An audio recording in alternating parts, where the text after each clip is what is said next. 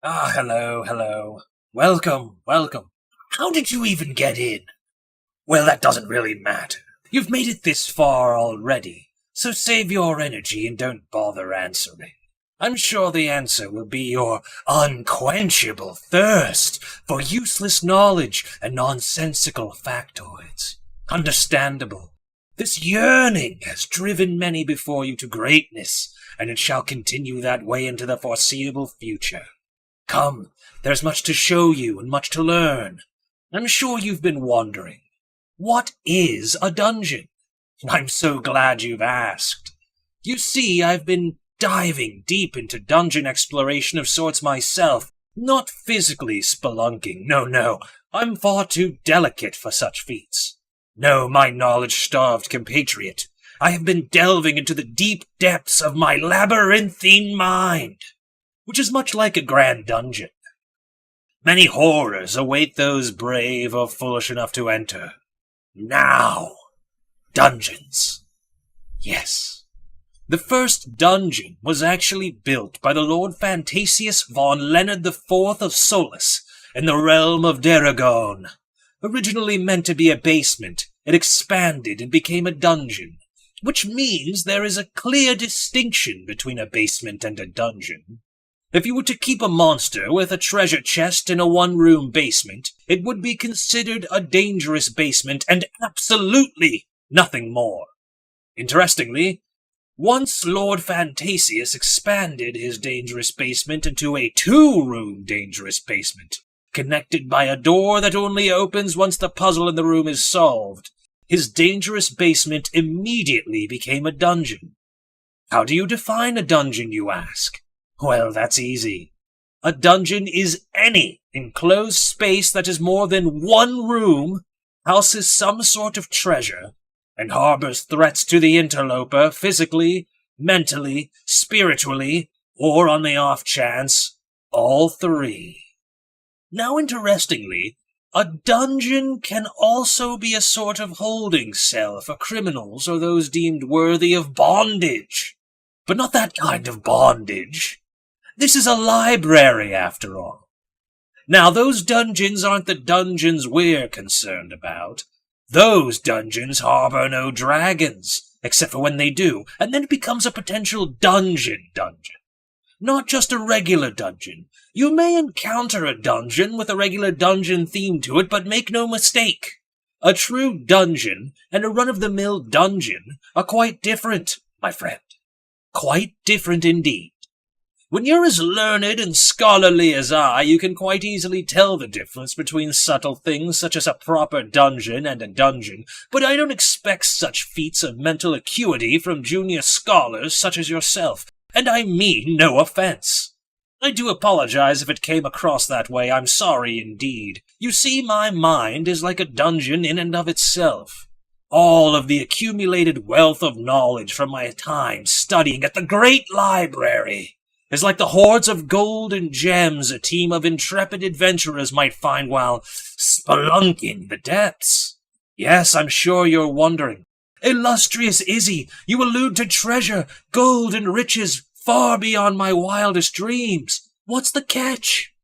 Well, I'm glad you asked. These dungeons are filled to the brim with tricks, traps, and treacherous fiends. But fear not, fair friend. There are dungeons for we adventurers as well. Dungeons filled with nothing but backwards goblin folk, larger than average frogs, and I've also heard tell of dungeons where the main threat to would-be dungeoneers is the ability to discern the meaning of a simple riddle. What can run but cannot walk? One might think to themselves that they are perhaps mentally deficient, a train on your mother. But alas, no, friend, you would be not only factually incorrect, you would be morally and socially incorrect as well. Running a train on one's mother is simply a barbaric thing to say, and I can't believe you'd sully the great library with your frankly sophomoric postulations, but I digress. The answer to the riddle is, of course, a river. Can rivers run through a dungeon? I've heard tell and seen many a hand-drawn dungeoneering map that features streams of water in some way, shape, or form, though no river is known to be home to a dungeon. Underwater dungeons do exist, but they're usually found in cavernous regions of the sea. Mermen, I apologize, friend, merpeople, are known to call dungeons home, and jealously guard their stores of pearls. The great clam of Neotal, the living god of Meropolis, in the realm of Junos, is said to produce pearls that hold a small fraction of the clam's dreaming conscience. There was a raiding party that attempted to strip the clam of its bountiful pearls, though they mistook the kindness of the merpeople as weakness. That's all a story for another time, though. You're here to learn more about dungeons. Now, can a dungeon be open air? Absolutely not. No. A dungeon is always an enclosed space. I've heard mediocre attempts from has-been old dog adventurers that tell tall tales of dungeons with no walls. No walls, I tell you. I can't help but laugh at the notion of an open-air dungeon. You're going to come to my library and tell me what is and isn't a dungeon? Don't make me laugh. How would you corral your monsters in such a setting? How would one keep their bountiful treasure trove safe from the prying eyes without walls? It's also laughable from the adventurer's standpoint as well. How does one know what floor, room, or section of the dungeon they are currently in if it is not enclosed? Think about it, friend. This is ridiculous. Moving right along, let's discuss the possibility of thriving in a dungeon. Obviously, monsters and lesser creatures can live in a dungeon, but can they make that habitat into something to be proud of? Let's consider the dwarves for a second. The natural habitat of a dwarf could be considered a naturally occurring dungeon. Let's consider the three most important aspects of dwarven habitats. 1. Underground. 2. Cavernous. 3. Access to precious minerals.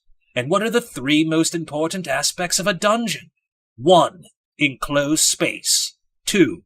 Perilous. 3. Rewards. As we can clearly see, they align perfectly. Praise Averentine for blessing me with logic and understanding. So, going with the dwarves as a clear example of one's ability to thrive in a dungeon setting, we can safely say that yes, you can absolutely thrive while living in a dungeon. But why would you want a dungeon to begin with? That is simple. Do you have excess treasure? Do you have excess monsters? Do you have excess traps? And do you have excess tricks? Do you have excess brain teasers? If you said yes to any of these questions, then have I got an enclosed space to sell you? These are just a few reasons out of seas of possibilities, dear friends. What do the monsters eat in the dungeon? Surely you jest. What do you think the adventurers are for, dear visitor? They are an integral part of any thriving dungeon's ecosystem, yes! The monsters eat the adventurers that aren't good enough to get through. In fact, it was on Regisium 4's satellite where one daring dungeon master kept a simple grue that would devour any and all that were unlucky enough to delve the daunting craters dotting the surface. Of course, you could always eat the monsters as well if it were to come to you needing sustenance. There's an account of a one Reginald P. Ballymore of Logos on Perun that is said to have lived entirely off small dog-sized centipedes that came to infest a dangerous basement he was in the process of constructing. Interestingly, as he was in the possession of a valuable family heirloom signet ring at the time, the infestation caused his dangerous basement to become a recognizable dungeon. I'm sure you're most likely thinking to yourself, is a dungeon right for me and my family? And the answer is quite varied. On the one hand, it can be a self-sufficient ecosystem that, if you can truly be the master of it, is a constant supply of nutritious and delightfully delicious meals for you and yours. This, of course, presupposes you have access to the prerequisites of a large-scale dungeon to begin with, and most people do not. They do not have access to these things. So a dungeon is most likely not going to be for you and yours, but, if you do have access to said resources, then a dungeon can be a splendid bonding moment for the entire family.